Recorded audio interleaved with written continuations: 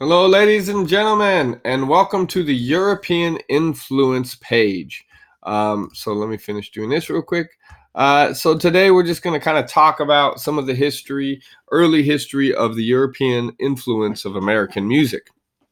Um, so just a couple of resources I'd like you to check out. So if you can read this nice article I gave you, and it's talking about American vernacular music through Anglo-American ballads.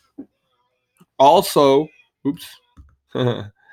also, today we're going to focus on European colonization. So if you're unfamiliar with the specifics, please read just a couple paragraphs of this article, and it'll explain what colonization is. It's basically where European colonizers came from Europe and they accidentally found the United States. And then, through through the next decades, they brought more and more people, and there became less and less indigenous people, and also with them they brought the slave trade. So we have many cultures coming from Europe. But yeah, so go ahead and kind of check through this, and I wrote this really great paragraph talking about some of these things. Colonies that reach were seeking religious and political freedom. So that's why they were leaving Europe. They were leaving from England, France, Germany, Spain, and Netherlands.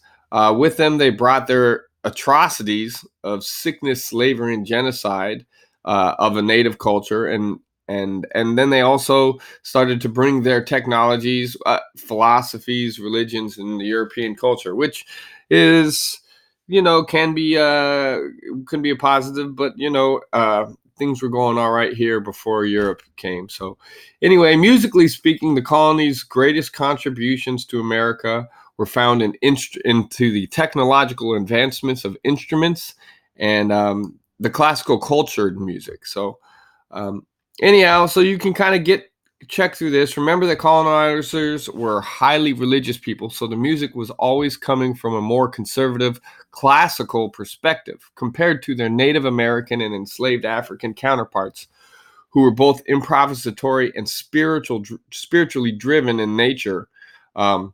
So often coupling music with movement. So enslaved Africans and Native Americans were more improvisatory and more spiritually driven in their music comparatively. So anyway, check it out. There's a lot more here.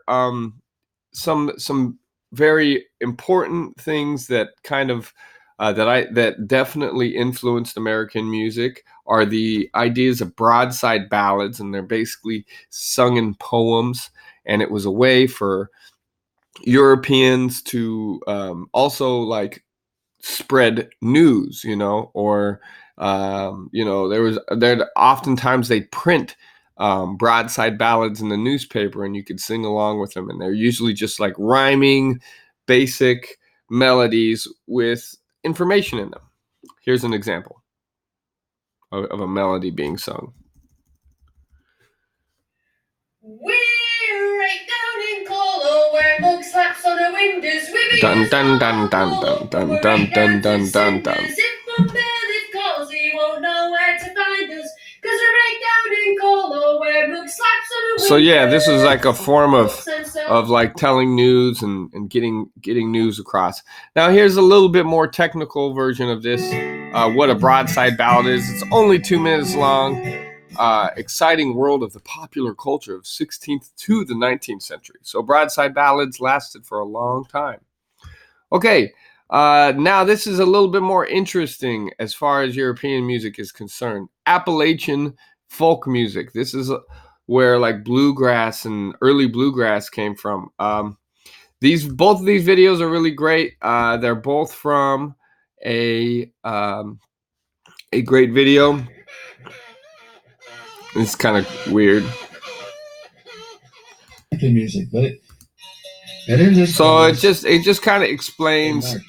It really does just explain what happened at the early stages of life and some of the music that's happening now. So it tells some of the history, and then it gives us some examples. You know, oftentimes you call that bluegrass. There were moments in history where they call it hillbilly music. So yeah, this music, of course, was very influential for bluegrass and country music. So anyway, finally, this here is going to be awesome. If you have some chance to look at this, this is his entire Alan Lomax, who's interviewed in here, is famous for recording really great recordings of music, and we're going to check them out later on. I'll explain a little bit more, but check it out. Here's this whole archive, and you can check out really great historical recordings of the sounds of America. All right, that's all I got for you today. We'll see you in the next page. Thanks.